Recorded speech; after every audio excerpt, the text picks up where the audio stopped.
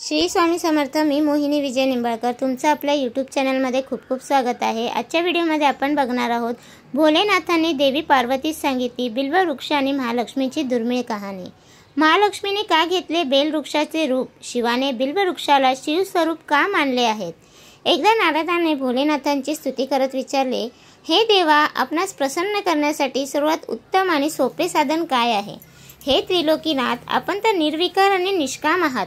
आपण तर सहजच प्रसन्न होता, पण तरीही मला जाणून घ्यायचे आहे की आपणास काय आवडतं। शंकर म्हणाले, नारदजी, तसं तर मला भक्तांच्या भावना आवडतात, पण आपण विचारलेच आहे तर मी आपणास सांगतो, मला पाण्यासह बेलाचे पान फार आवडतात। जे मला अखंड बिल्वपत्र किंवा बेलाचे पान भक्तिभावाने अर्पण करतो त्यांना मी माझ्या लोकात जागा देण्याचा मान देतो। नारद शंकराला आणि देवी पार्वतीस नमस्कार करून आपल्या लोकात परत गेले। त्यांच्या तिथून गेल्यावर पार्वतीने महादेवांना विचारले, तेव्हा माझी देखील हे जाणून घ्यायची इच्छा प्रबळ होत आहे की आपल्याला बेलाचे पानच का बरं एवढे आवडते?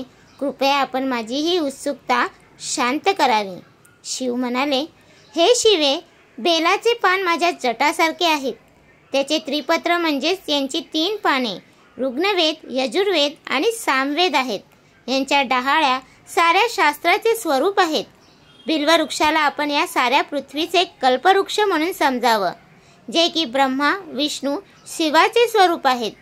पार्वते, खुद्द महालक्ष्मीने शैल्य या डोंगरावर बेलाच्या झाडाच्या रूपात जन्म घेतले होते।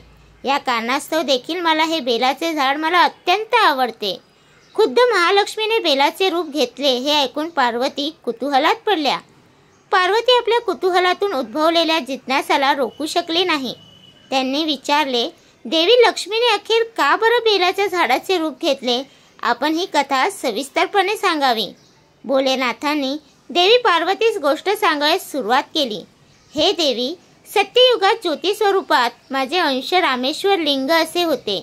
ब्रह्मा आणि इतर देवांनी त्यांची विधिवत पूजा केली होती।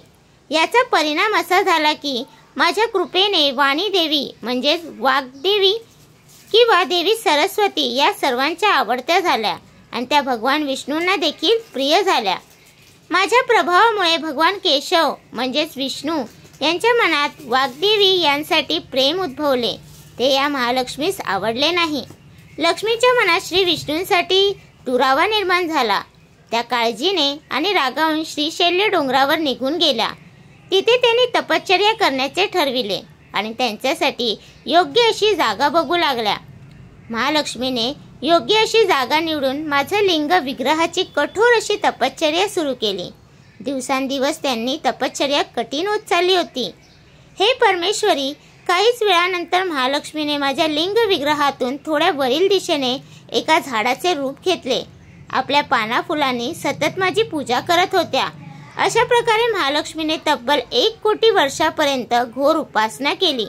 शेवटी त्यांना माझी कृपादृष्टी प्राप्त झाली आणि मी तिथे हजर झालो आणि देवीच्या या घोर तपश्चर्या करण्यामागील आकांक्षा विचारून वर देण्यास तयार झालो। महालक्ष्मीने मागितले की श्रीहरींच्या मनातून आपल्या प्रभावामुळे वाग्देवींसाठी जे प्रेम आहे ते संपुष्टात यावे।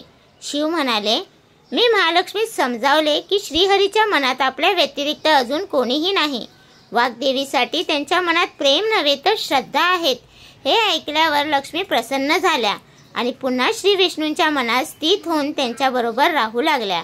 हे देवी पार्वती, महालक्ष्मीच्या मनाची अस्वस्थता अशा प्रकारे दूर झाली। या कारणास्तव हरिप्रियाने त्या झाडाच्या रूपात भक्तिभावाने माझी पूजा करायला सुरुवात केली। हे पार्वती, म्हणूनच बेलाचे झाड, त्यांची पाने, फुले, फळे हे सर्व मला अतिप्रिय आहे।